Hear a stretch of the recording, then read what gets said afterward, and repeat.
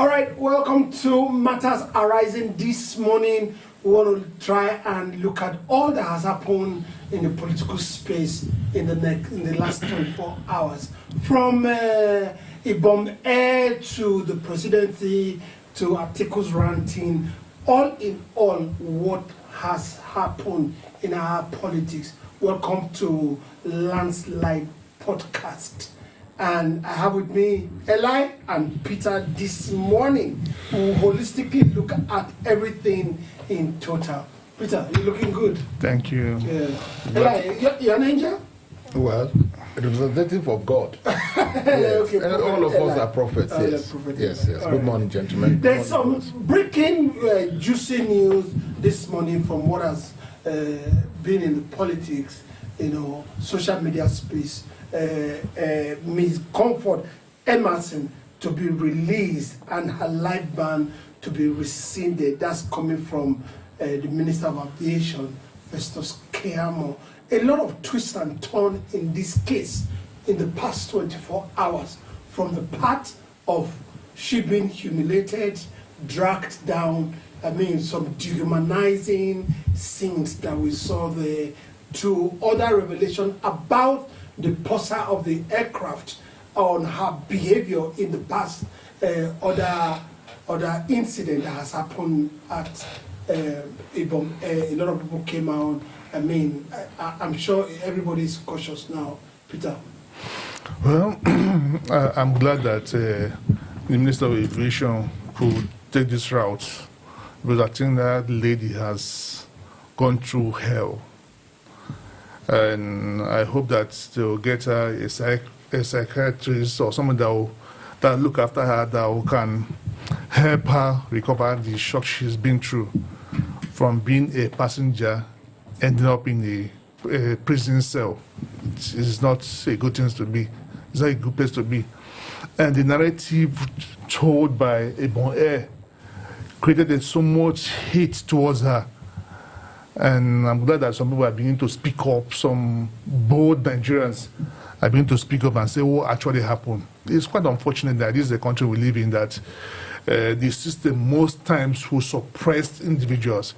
If people had not spoken up, we would have taken the narrative sold to us by the airline, which painted her black, which made us believe that she brought this on herself.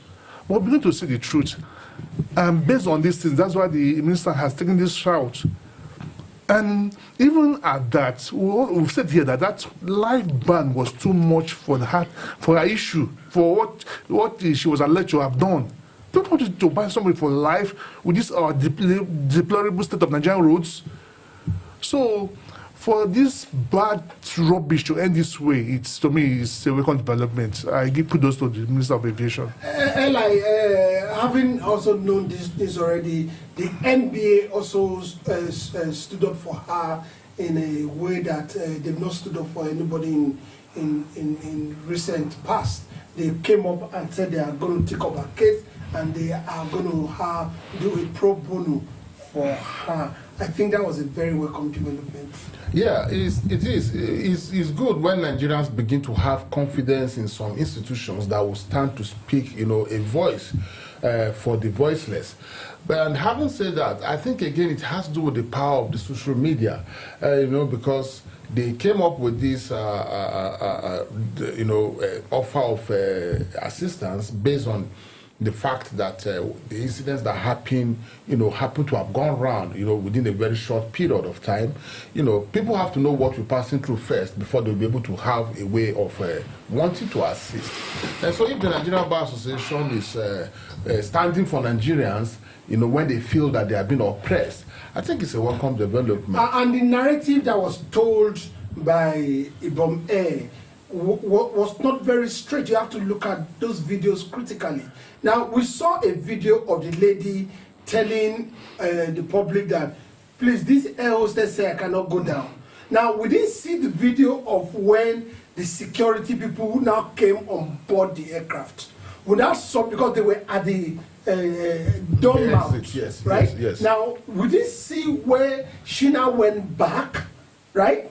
And they now started dragging, because they were obviously now dragging her from inside down the aircraft, do you understand, and all that. But most of this narrative were not told by Ibom Air. I mean, why didn't they tell the full story? Well, everybody that have issue with an opponent will want to bring out what would discredit the opponent, you know, for his own or her own advantage. The fact that she also made the video of wanting to exit and she was not allowed shows clearly that they've had issues, all right, on board, right from the starting of the journey till the place they got to where she was supposed to exit. You know, the mistake here, except if out of the incident there became a personal hatred, which is unprofessional on the side of the bomb, air hostess. You should understand that this is an airport.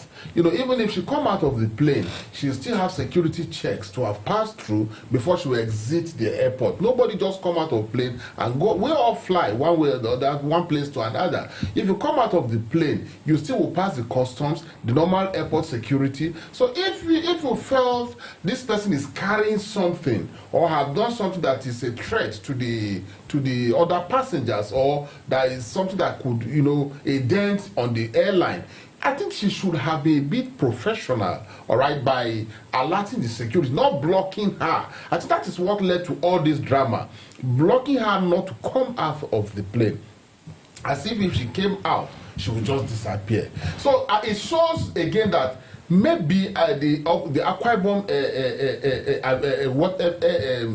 plane management, they don't really have a professional way of you know, recruiting people, because this is a public business. You should understand that everybody will not reason the way you expect them to reason. You are dealing with general public that have personal problem, personal way of reasoning. So you should be able to carry people that understand how to do things with human, you know, understanding of, you know, how to manage crisis management. You don't just employ people and make them air hostess. You employ people who are professionals, who are trained to be able to manage crisis. All right. That's just unfortunate. Now, let me go this way.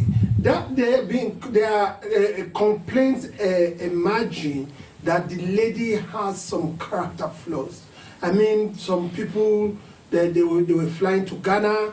They said the lady asked one guy to switch off his phone, and the guy said, "All right." He said, "Switch it off now."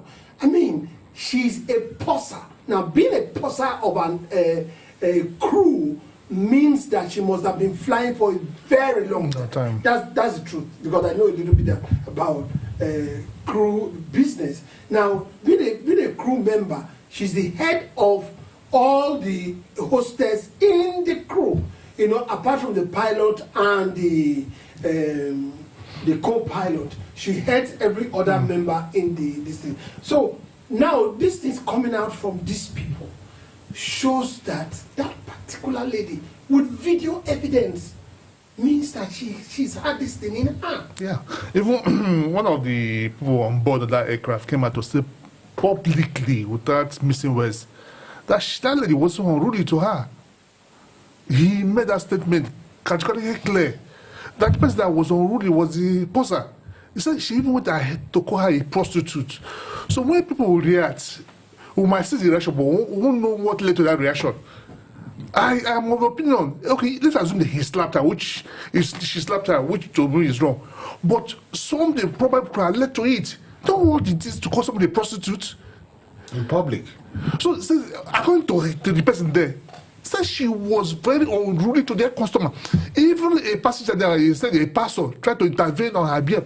The way he shot the pastor down, that shows the kind of person that person is.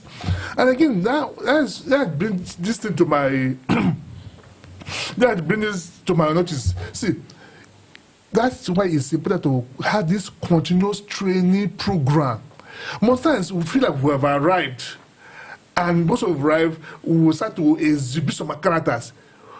Airlines should have a consistent training program. Whether you're a boss or you're a pilot, you should go on this constant training to keep you on your foot. But this person that probably now, because of her position, her younger colleagues couldn't talk to her, couldn't even ask her to step back. But she's the boss. So we should look at who we employ. We should go and do their psychiatric evaluation, not them. Some people have psychiatric issues. A lot of things can trigger it. So that person, from what you've heard, was the aggressor. And there should be price for this. See, most times in Nigeria, we say sorry and we'll get away with it. This lady has been embarrassed, humiliated, and her life has gone upside down. And so of an eye. And the person involved in this will walk away free. That person that posted that nude picture should have a price to pay. There should be consequences for post action. The poster she must answer to her actions. Those people that drag her down, is that the best possible way to do that, to take her down? There must be consequence. And the bomb should come and tender an apology with a compensation to this lady. They've destroyed her life. Now let's move a little further. The House Committee on Aviation is already stepping on these cases. Now, one of the reasons is because of the fact that there was the Quam 1. This one is being called Quam 2.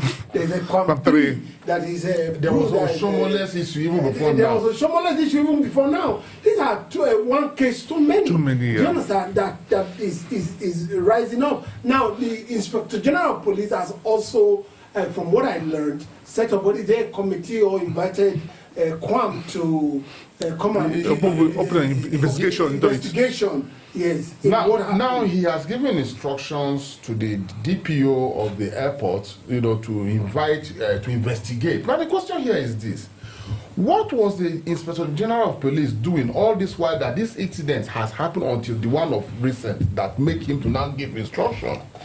Are we saying that there are people who are slightly above the law?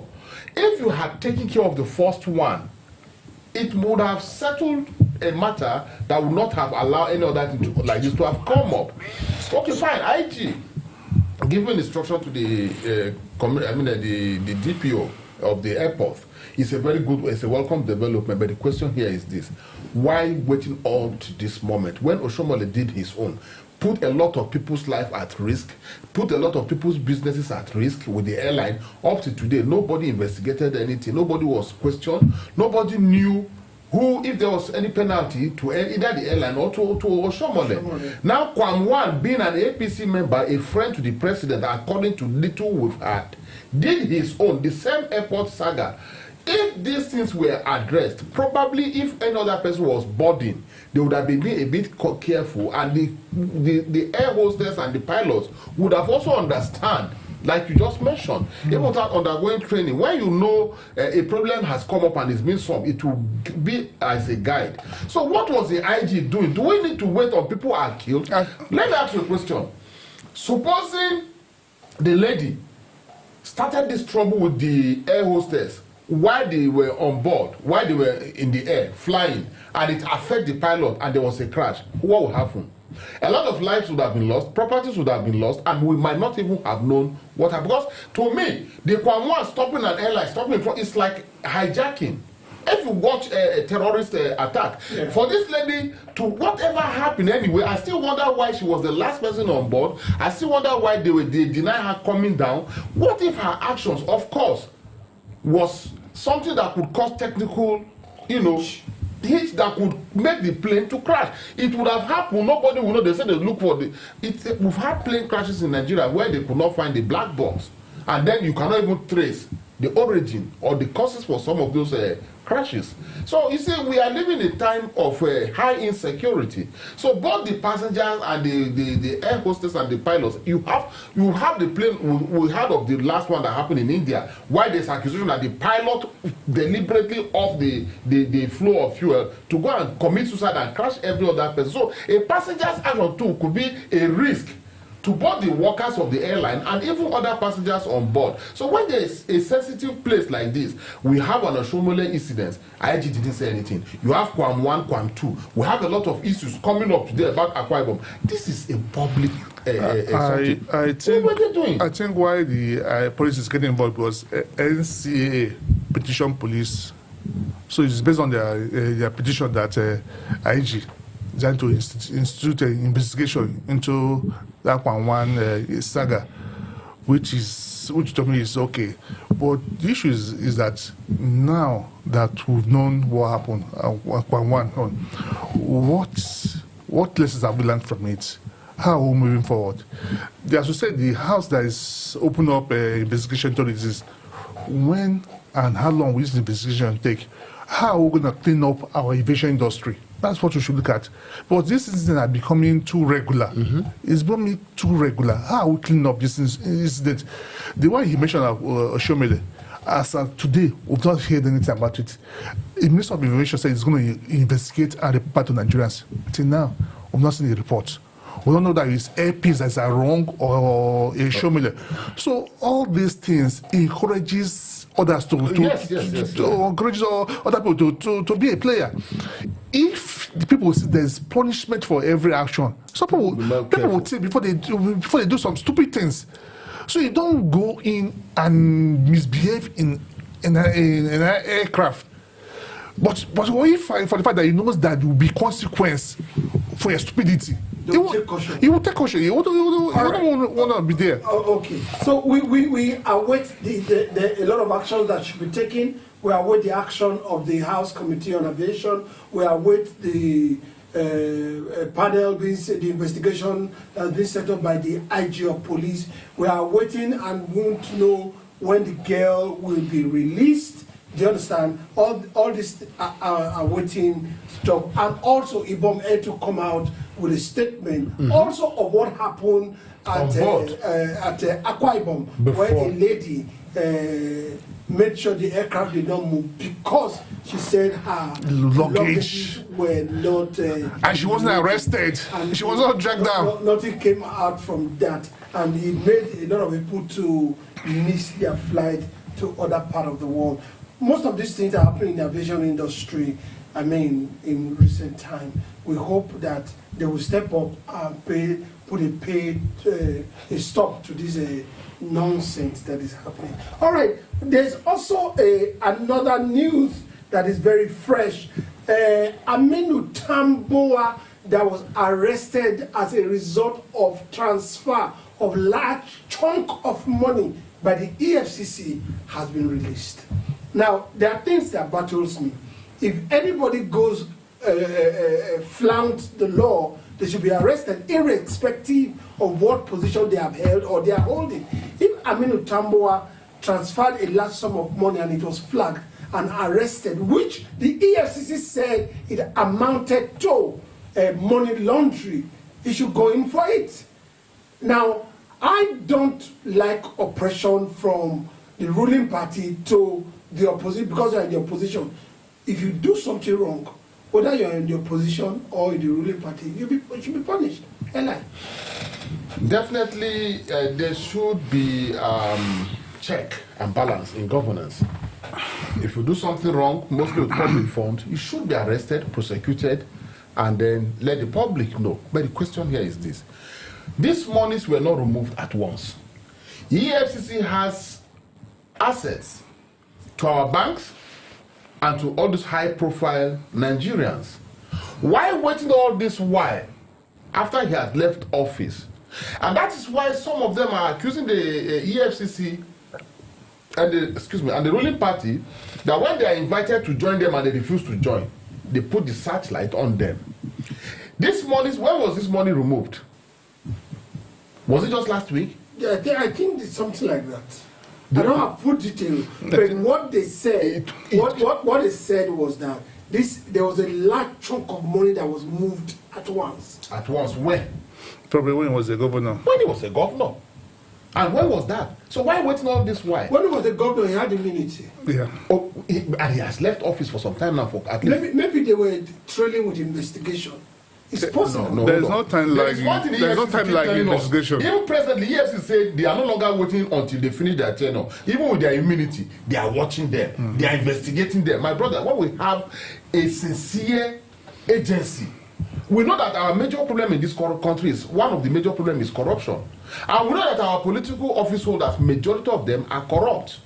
So, EFCC's job is to checkmate. As far as I'm concerned, when these people in public offices understand that as soon as they're receiving allocation, the EFCC are watching them to know how these monies are being spent, they'll be a bit more careful. Why would you allow someone to have left office after 1-2 years? Now they are forming opposition and you see that he's moving to the side of the opposition. That is when you realize or you remember that you have an investigation you are doing and you just come up with the result. No, we can't be deceived. EFCC is not even being sincere. They are not being sincere to Nigerians. They are not being helpful to Nigerians. It's selective justice, and that is where I have my problem. Peter, I want you to speak on it. If a man, a governor or a former governor, now a senator, is seen to have been moved a big chunk of money which violates rule by the EFCC, should they go in for it, or they should look at it as if, though, if the opposition too has case of people moving money in large sum that were not questioned, fine, let them bring it out. I don't know if you understand, but if the EFCC bring this one to our fore, do you think it should be overlooked because it's in the opposition? No. Once it's a crime, it's a crime, whichever it is, whether you're in the main ruling party or in the opposition. So what they've done with Tambuwal, for personally, I don't have any issue with it. If he has broken the law, he should pay the price. But what Nigerians are saying, there should be level playing field for every person. There should not be different standards for different people. Me and you are in this country. Somebody moved bullion van to his house. Is the paper that was inside the bullion van? What has happened to that today? No. So that is consistency we're talking about. You don't treat this person with a kid's glove, and you treat this person with compassion. They are one of the same actions, so they should face the same crime. If this person can move bullion vans to his house and he has not been going to question, why will I be going to question and move only 189 billion? So if they stole from the people, there must be a repercussion for their actions. So Tambuwal, if his hands are clean, he shouldn't be worried. He should go and defend himself. If his conscience is clear that he did not defraud Sokoto State, he should go there and clear himself. But let it cut across. Let it not be what Oshomone said once you come to APC and says, "I'm forgiving." That is it. So Nigerians don't have an issue with him and say, let it cut across. Let every governor be invited. Most people that have ruled Nigeria, most governors, they've dipped their hand into the state state resources. So don't be selective. Get all of them on board. Let them return the money to the states. Most of those states are impoverished. You rule the state for 8 years, it did not improve any sector. And from nowhere, you're living large, you have houses in Nigeria, London, UK. Why would they invite you? Okay, all right. We hope they will put a searchlight on everybody that they have invited one way or the other. For example, they invited Ifeanyi Okowa. The case is good as dead. Yeah. We've not heard anything about that. And so many other. Fani Kayode. INEC moved, they joined. Moved to APC. What's the case? Fire, and so many other, even better, has been brought back as a minister. The show of shame is so much. Anybody, whether you are APC, PDP, or PAPC, whichever, anyone, Labour Party, and you are found wanting in any way, I mean, the long arm of the law should catch up with you. That's what the EFCC always say, and that's what we want to see. Though he has been given bail now, we will be looking at how the case will go, or if the case will just perish. All right, moving on to Honorable Kazaure. He said, Honorable Kazaure said, I gave Tinubu documents on 100 trillion loot. He said he toasted that. I mean, what an allegation. Or what a thing to say. Is it true? Now, he didn't just only end there. He also said, I nearly lost my life. He had to run out of the country. He said, that cost me my election. He said, most of those people that were in that report, he said, most of them are in Tinubu's government today. Are we ready to fight corruption? we are not ready to fight corruption. You definitely know that we are not ready to fight corruption with the body language and actions of the present administration. We were ready to fight corruption under late Yaradua. We are ready to fight corruption under sincere government, not under this government. At least Kazaure is not one of the politicians that was speaking for popularity's sake or just for speaking sake. I don't think he has spoken in this large volume. And this is the same thing we talked about EFCC not too long. This report was given, and then the president just swept it under the carpet. Why? Because I've said it on this table before, that once you join APC, like Adam Soshomole said, your sins will be forgiven. So if it's like that, people in offices will continue stealing because they know the formula. All you need to do is to bring a little out of that to support the present administration, to campaign for them to be returned to office. And it's rather unfortunate. Under this kind of actions, we are not ready to fight corruption, because it's very simple. Once I know if I can steal 100 billion from a public coffer and then join the ruling party, and I'm not dragging to take over government from them, and rather I'm supporting them with little things, to be able to say, okay, let me campaign for them to come back, I'll be left alone. How do you expect the next man that is coming to that office after I've gone or after I've left not to do the same thing? So under this kind of attitude, we are not ready to fight corruption. And the major problem in this country has been corruption. It's not only Kazaure. Have we not heard of how certain people that have left some offices in DSS and so many offices, how they've written to government, even before this government, under Buhari, giving what do you call it, a profile of certain public office holders, what they own in outside Nigeria and other places, and this matters never came up. This is not the first time we are hearing this in this country. This is the only country in the whole world where you will say that somebody has stolen and there is evidence. But because he's not fighting the person at the head of the government at that time, his matter will just be swept under the carpet. And you say want to fight corruption? No, it's not possible. We don't have that purpose. Peter, 100 trillion. He said in the next 8 years, you will need to borrow money from any other source to finance your project. Now, we've heard alleged stories of how money has been stolen. We heard the story of Malami, we heard the story of Tunde, we heard the story of the former aviation minister, I can't remember his name now. We heard the story of Amechi's wife that was collecting money from NDDC for training. So many stories. Most of these things swept under the carpet. I mean, when are we going to one day bring someone out? Now, Kazaure said over 100 trillion. He said, I gave him a dossier and Tinubu didn't work. And names. When you say talk about patriotism, I don't know him well. I don't know what he represents, but I want to talk about this issue. For me, that is patriotism. He gave a dossier. He has a documented evidence on how this country has been looted of 100 trillion. You know what 100 trillion can do to our economy? Now, this is a government that consistently got to borrow. If you give this, if you fight this money, if you recover just 40%, 40% will give you 40 trillion. If you inject 40 trillion into our educational sector or into our health sector, infrastructures. Let's say infrastructure. You know what it will do?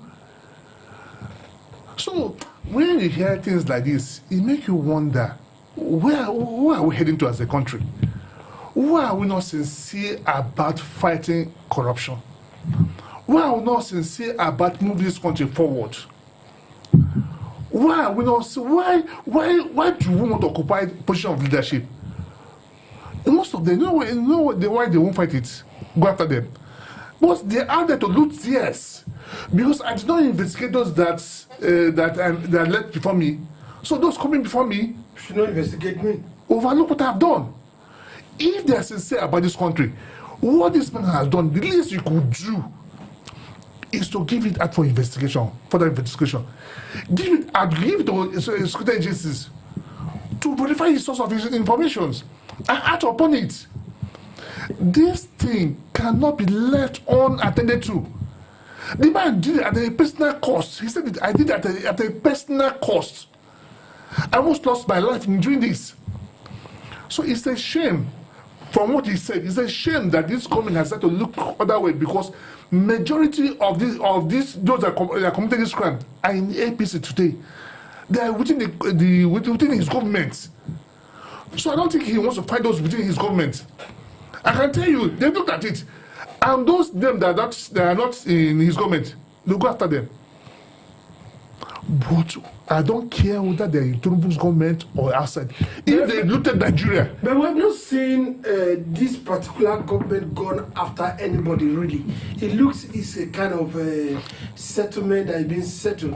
Look at Ali Wadada, that was the SDP senator from Nasarawa State.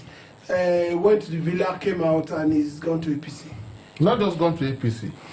Gone to APC and have declared Tinubu winning 2027. The way, the way and manner our politicians just wake up and as if the rest Nigerians are useless.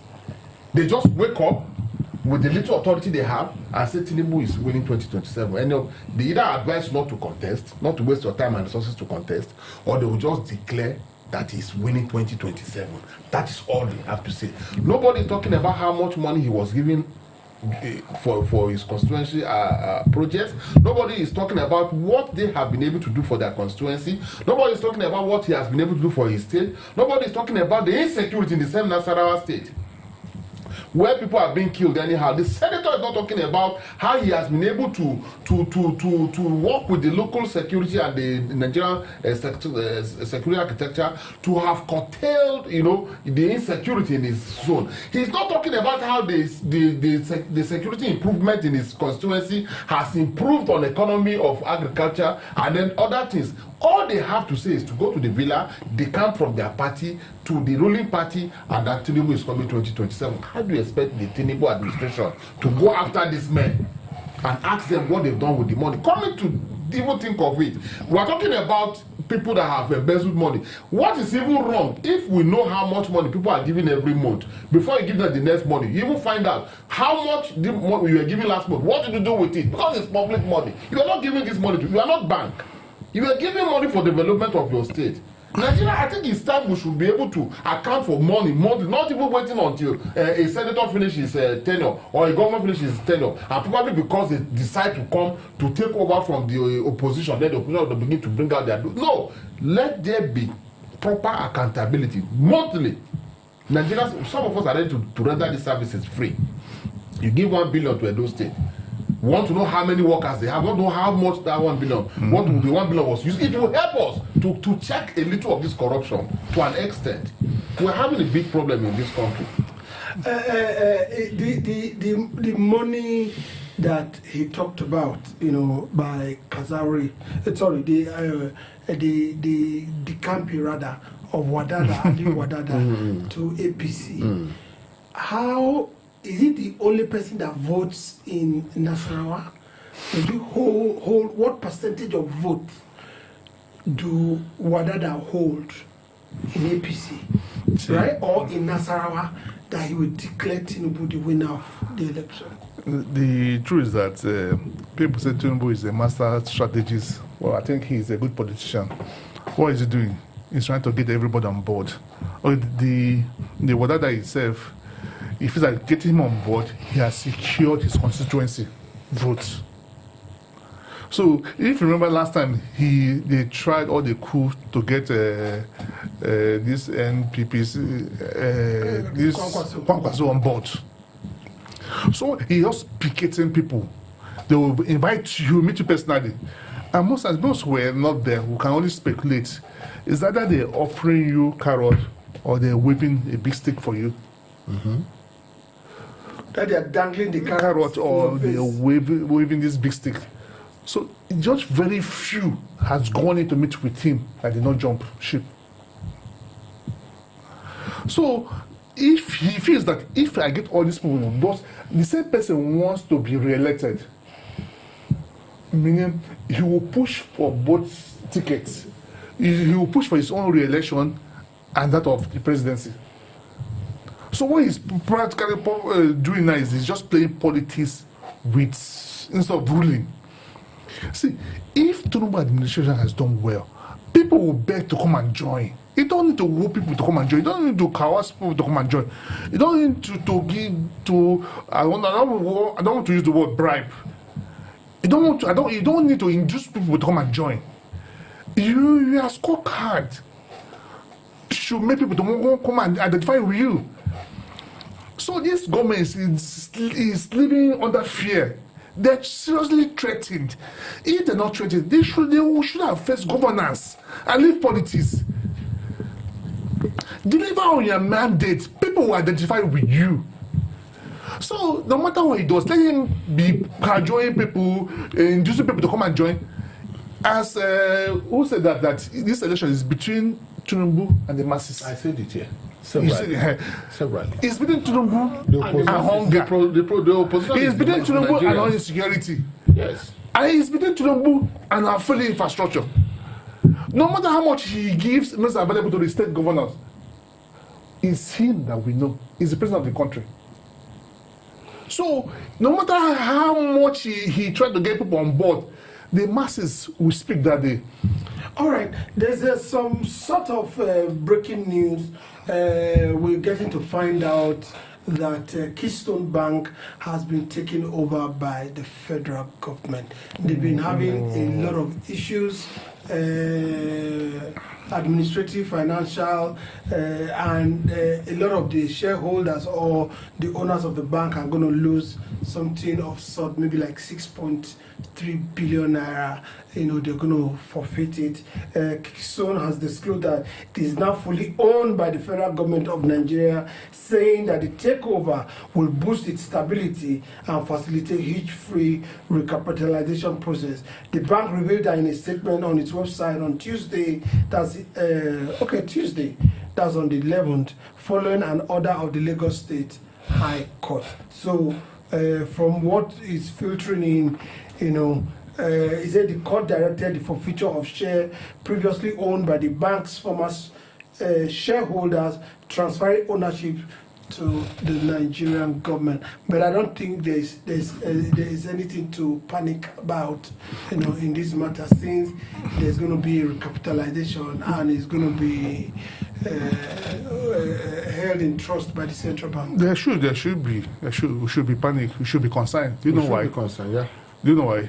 Now they will treat it as a public, as a government-owned entity. See every other thing government owns, how it's been treated, how it's been managed. Look at NNPC. Look at NEPA before he died. Look at NITEL. So I hope that they will get a consortium and send it to them to manage. If it's being managed by government, there will be a problem. There will be a problem.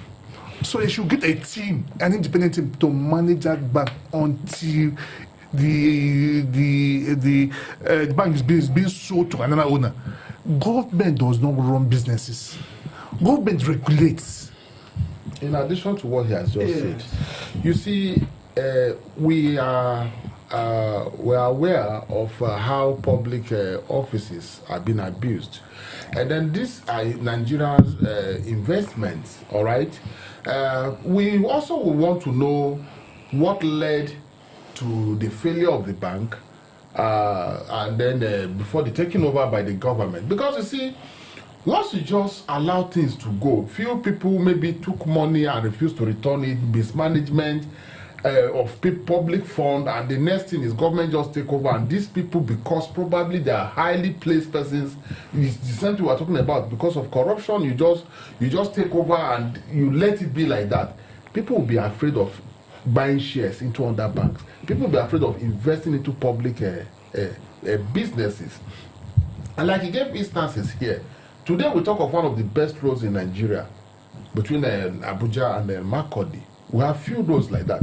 These are not government roads. These are roads, private. PPP. Yes. So why do we have it? Is because of corruption. If you release the same amount of money to the government, this thing to do these projects, these monies will be spent and the project will not be done, and nobody is held responsible. As long as we have a country where people can just go away with crime committed because they are not fighting the government in power at that time, we won't get it right. Well, one of the things that amazes me is that if from Kefi to Makurdi, going towards Enugu, the road is being worked by a public-private partnership. Why have we not done same for so many other ones? It's a mystery to me. I mean, what has worked is just like we had an option A4, sorry, or no, A4 in 1993. Do you understand? And we adjourned that election to have been the best election. Why have we not reverted to option A4?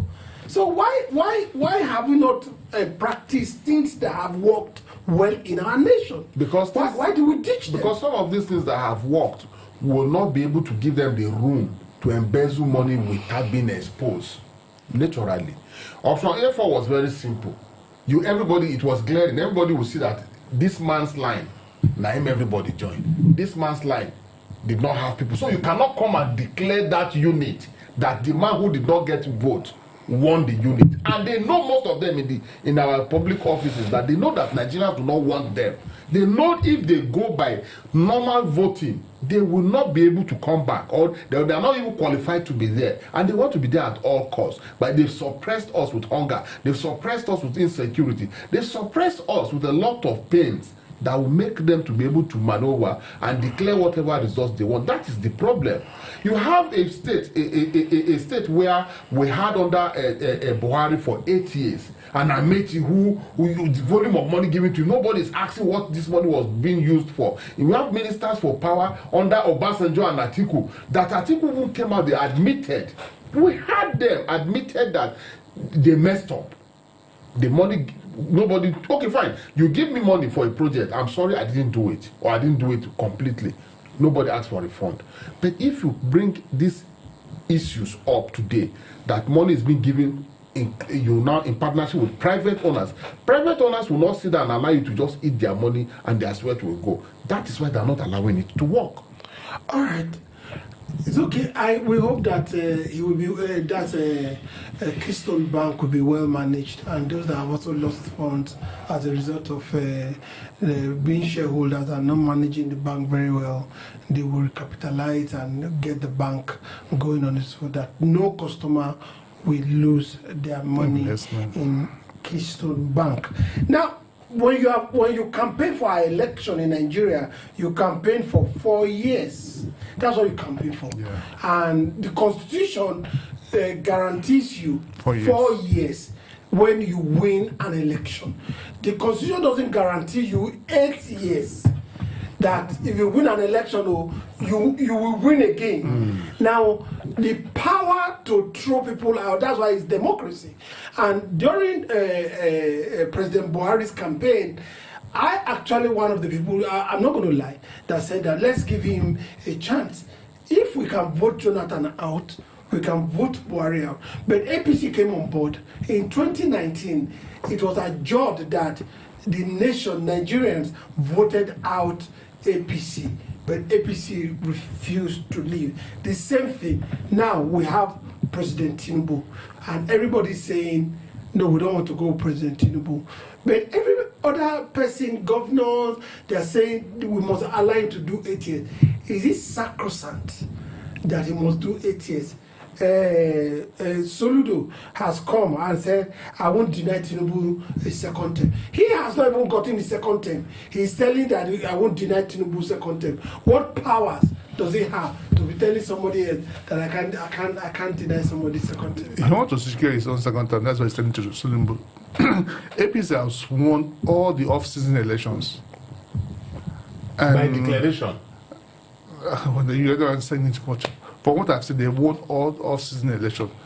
And Soludo doesn't want to be a one-time governor.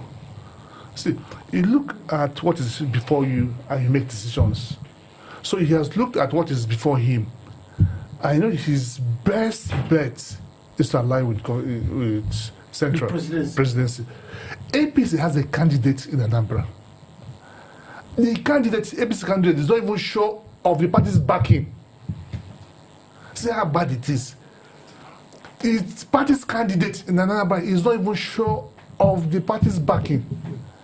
And it was that bad that the candidate came to the state and told people that Tinubu sent him to come and capture the state.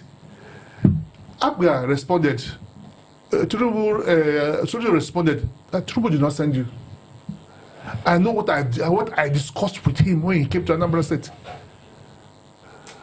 See how he is in Nigeria. Nobody talks about the electorate. If our vote actually counts, he won't be boasting that he knows what he discussed with Tinubu. Tinubu does not have a vote in Anambra State. You should be concerned on how to canvass and let people vote you, how to come and show your scorecard for 4 years. But for him, the only sure bet, the only sure way to victory, it was supposed to move second term. So that at the end of the day, they will do what they did in those states, and a name will be declared. So when you hear things like this, don't be surprised. When people are jumping ship to join the APC, don't be surprised. They want smooth ride. They do not believe in the electoral system, and they believe that Asu Rock determines who wins. So that's what everybody is constantly aligning with them. Everybody is trying to romance them, not because they've done well. Well, okay, what did Soludo say that Tinubu has done well? He just made a general statement. He couldn't narrow it down to any particular sector of the economy that have moved forward. Under his administration. Only said he's my friend for 20 years. I cannot forget my friend. That's what I wanted to come to. Will you sacrifice the nation or the people for friendship with an individual for 22 years? Because Soludo came up and said, Tinubu has been my friend long time running, like 22 years ago. Now, what are we saying? If he doesn't rule well, if we doesn't see the economy, the political space, security move forward, will you say the man should continue because he has been my friend? But is that the best? That is not the best, but that is what he has just said. And he has said that because they do not have single regards for the electorate. He said that because they know that the INEC we have is not dependable. He said that because they know that once INEC have done their bid, the next they'll tell us is to go to the court. And they said that because they still feel that the judiciary is still within their control. But it's rather unfortunate.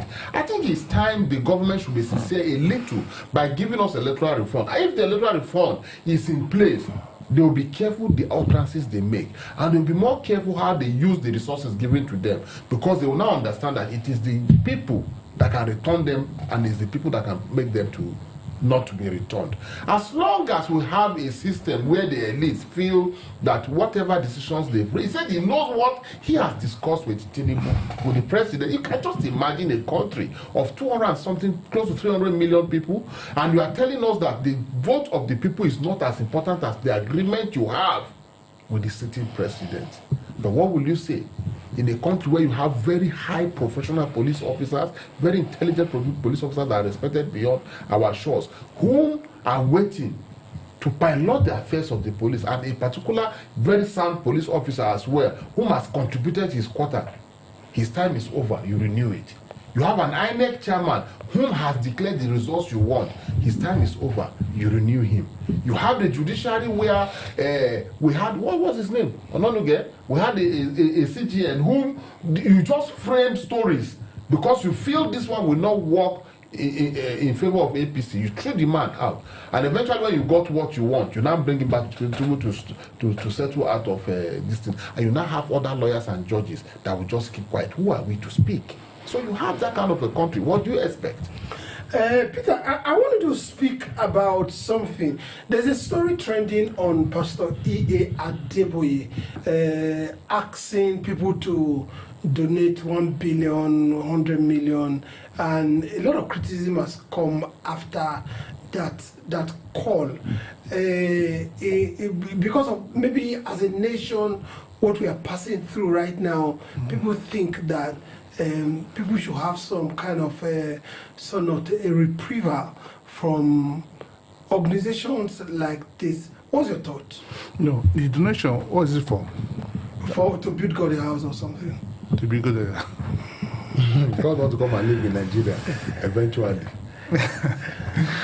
Well, Yeah, I'm sure you stunned that I asked that question. no, I was thinking that you say it's for maybe to build some hospitals in some localities. I mean, or improve some rural areas. But if he has said people should donate, that you should look at the size of our economy. This is a shrinking economy. This economy where we are not producing anything. Where are they going to get the money from? That means you're still going to get the money from these same politicians that have looted us. But ordinary man cannot donate 100 million. No, there's 1 billion. No. A normal man on the street cannot, meaning that you have access to these politicians that have looted us. That are our problem. And you are encouraging it. Why won't they use that 1 billion and go and develop their constituency? There's so much they could do to the constituency. A lot of them, their constituencies, schools are in dilapidated situation. The hospitals don't have doctors there. I was fortunate to be in Benue just over the weekend. I went for a medical outreach. When I saw their coded hospital there, I was amazed. And that same person has somebody representing the National Assembly. Why don't you go and invest that money there? See, I say this thing, when the government does not fear the people, it's an issue. Serious one. When a government fears the people, there is justice and good governance. Whoever that can bring this 1 billion, I can tell you, most of them are not businessmen. These are politicians. But a businessman knows what 1 billion could do to his business. And you're taking a 1 billion from a politician. What do you think he will do? He will steal more. He will steal more from our general resources. So this call for me, I don't know what motivated him. I don't know where he came from. But if this call is to go and beat the house of God, our economy as of today shouldn't be what we are talking about. We shouldn't be talking about that. We should be talking about what Obi said, how to create more industry, how to make us more a producing state. And most of you, our pastors don't know this. If this country is producing, our economy is thriving, you don't need to ask people to give. People willingly give. Natural. People on their own accord. See, a blessed man will give. So he should talk to powers that be to help revive our economy. Let our economy be vibrant. Let people have money in their pocket. Let our purchasing power be big enough to give. As of today, Nigeria's purchasing power is for them to feed, not even to save. A man that is barely feeding, how would he give? So that call, I wouldn't sit here and judge him because I wasn't the way God asked him to make the call. But I'm saying from where I'm standing that our economy as of today is not possible. Peter mentioned something. We have critical infrastructures that are dilapidating. Health sector is one. Education is two. Education has been commercialized in the most violent way in our country. Basic elementary education is free in developed countries. Absolutely free. Except you choose to take your child to a paid for. Now, the one that you said is free here is what is not habitable. I mean, I remember one of my friends in Dallas. They live in an area called McKinney. Their public school is one of the best. Yeah, their public school is one of the best. Public school, they don't pay a dime. I mean, they are fed everything. We had missionaries coming to this country. We saw the hospital they built. We saw the schools that they administered that were forcefully taken over by the government. Those schools are in ruins today. Yeah. Now, people could afford those schools at the time. They were almost free. Why can't we focus on these critical infrastructure, because the government cannot actually do everything that we want them to do. If we have a community school, let's say in Kabusa, for example, or in Dede, I mean, it should be a community school where the welfare of that school should be administered by those in that community with help from government, from the church, from the mosque, from everywhere. Why have we not seen that? I think our problem has gone beyond what we are seeing today. The decay is so much. We still have a same country, in the same country where we have Apostle Chibuzo somewhere in Port Harcourt there, that you could see evidences of assistance he has given to less privileged, people in need, upgrading people academically, assisting people with health. And we now have the same country where we have some men of God. Some of these churches even, I'm sorry, I'm not criticizing churches. We still gather this money, build some schools our children cannot attend. Build hospitals we cannot attend. You have to be a country where people's value is based on how much money they have and how much they can give. It's a failed country, and that is where we are. We have a failed system. It's the failure from the center that has reached to everywhere. How can a man of God even wake up and say you demand for 1 billion from 10 people? What is their business? Even if they have business, have you asked them if there are people in their families? I speak with you today. We have so many people that give to churches, give to mosques, give to government, give to political party. Meanwhile, in their family, not even their village, their family, there are people that are dying of hunger. People with sound ideas who do not have anything to do, to put into their business to be able to sustain whatever they are doing. It is wickedness, pure wickedness, African wickedness, mostly in Nigeria. That is just my little evaluation. Okay, all right. We are not saying that people should not give to the faith they belong to. That's not the idea. The Bible says the poor must always be with you. Yeah, you must always have the poor. He can't help every person. But what we say that we should look at our economy, size of our economy, to make some demands that will make. Look, Peter, there will always be people that don't want to work. But that doesn't mean we should not provide a level playing ground for those that want to work. Those that want to work. Now, one of the things you can be assured of developed countries is that to whatever magnitude you want to work, you can work and get something to it. Go to their private, their community hospital. I went to one in Arizona. When they told me it was a community hospital, I was amazed. Do you know what happened recently? I was amazed. A lot of South Africans were going into government hospitals and driving out the foreigners because the government hospitals were almost free. They said they were driving them out and said they should go to private hospitals. That this one is for South Africans and they have the best medicals in those places. All right. I know there are some people that are going to say that, oh, we have to give to church. I'm not in any way against people giving to church. We're just saying that when we find ourselves, maybe we can be better administered. All right, let's look at the issue as we wind down of Ngige. Ngige is fuming. He said, you are using my name to campaign in Anambra State.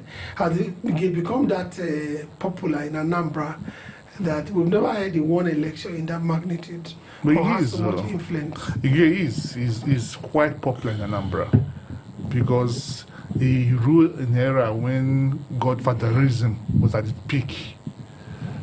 He stood and fought the Ubas family. Within that short period of time, he governed. Till today, you see his footprint everywhere. Most of these community roads that you see in Anambra, he started it. He interlinked the communities. No, what I'm trying to say is his power to be able to change voters' mind. Yes, now, just 1 minute. See, if he wasn't, why do you think they will use this picture? And again, don't forget, Ngige too has not left APC. Yes. But he said APC should stop using his name. Because they did not consult him. You don't just come and carry someone's picture. And that is a clear sign again that he's not happy with the central APC. Exactly. It's not because he was not consulted. It's the fact that he doesn't like APC. And to the question you ask again, either you like it or not, you can't take it from Ngige. I was privileged to have visited Anambra State several before Ngige came as a governor. The only thing you could see in Anambra then that will attract you was the old structures. You know, the kind of houses they built there. Those of us born in the north, Onitsha, Oka there. Those of us born in the north. When I went to Anambra the first time, you know, early 90s, late 80s, early 90s, I was like in another country because I never saw any kind of building like that in the north, in Kaduna. You know, high rising with, you know, with penthouses. Those were their personal, but there were no roads. There was no electricity. You didn't finish it without parking space. Now, but there were no roads. So for you to move from Onitsha maybe to Orumba South or Orumba North or to or somewhere, since I was someone I didn't know. I was privileged. I mentioned. Now, but when Ngige came on board, that was when even the people of Anambra understood that there were money coming into the government cover that could have given them roads, electricity, and security. Anambra State was suffering a lot of, you know, a structural decay that you know, there's something that you have around you didn't even know you have, like the free air God has given us.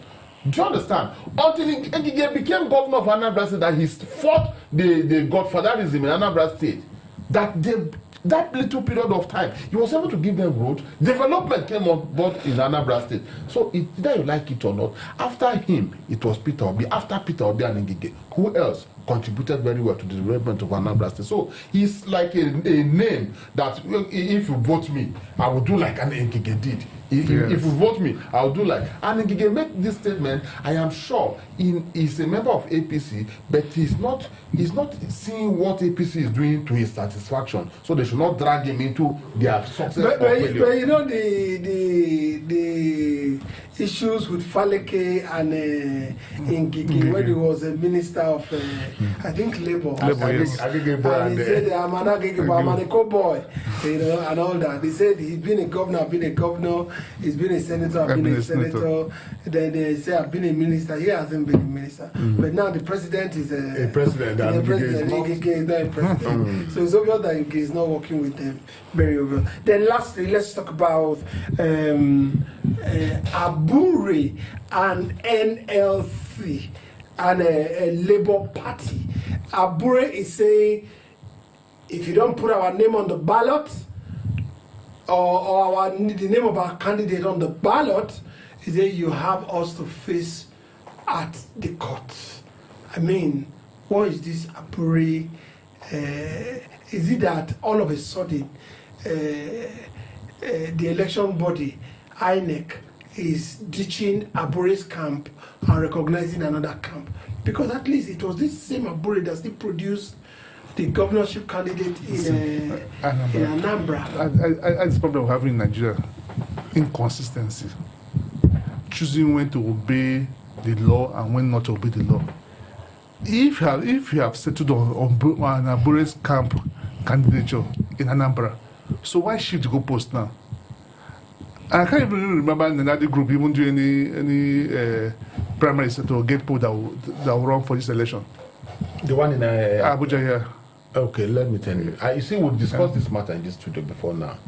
It's rather unfortunate. At the time they were making preparation for primaries or whatever, even though there was national issues here and there, did Abure write INEC? Did his group write INEC? Do they do primaries that INEC conducted? If they did not, I've said this in here before, there are things that you cannot, as painful as they may be, there are guidelines, rules and regulations for certain things. You cannot expect a referee to give you penalty if there's no foul in the 18-yard. Do you understand? And then it's rather unfortunate again when there begin to be threat over elections that is to come up. You know, it's taking us backward. You see, and again, INEC again, okay, fine. If you are telling INEC that we want to do a primary now, probably we didn't conduct primary at this time when there was supposed to be primaries for every party because we had crisis that INEC is aware of and you did not recognize us. It's a different matter. If they did not do these things the way they should be done, they can as well go to court. This one is a clear issue. But let me ask you a question on what you said about if INEC was there.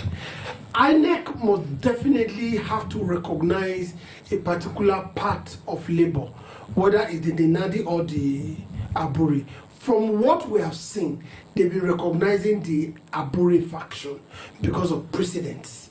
Now, what will make them all of a sudden not to be recognizing them?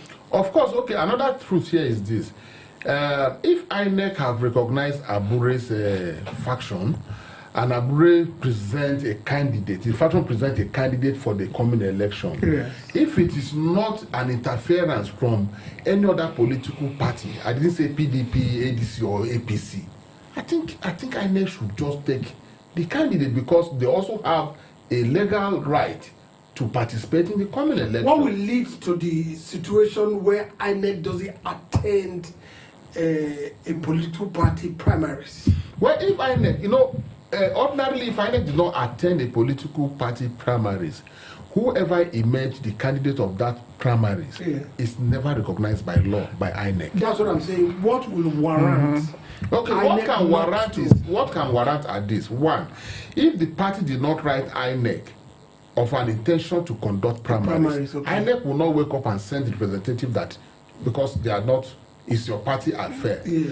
That is one. Then secondly, if the leadership of a party is not being recognized by INEC, even if they wrote INEC before that time, INEC will not recognize because recognizing it means they've recognized the leadership. So there are many things that could be. Okay. So the first one, they have to notify INEC. We agree. Certainly. Okay. The second one, there is a precedent. Yes. They've been attending the Abure factions primaries or meetings or whatever it is. What would make them stop all of a sudden? Are you trying to tell me to say maybe APC influenced them or PDP influenced them or ADC? Okay. I don't have answer to that question. I rest my case. what Abure said, be ready to meet us in court. My own take is simple. I don't think they want Labour to be involved in this Abuja council election. For me, it's a deliberate ploy. For they've looked at it, who is going to contest against the ruling party, who has this traction. So in Nigeria, we choose substance over form.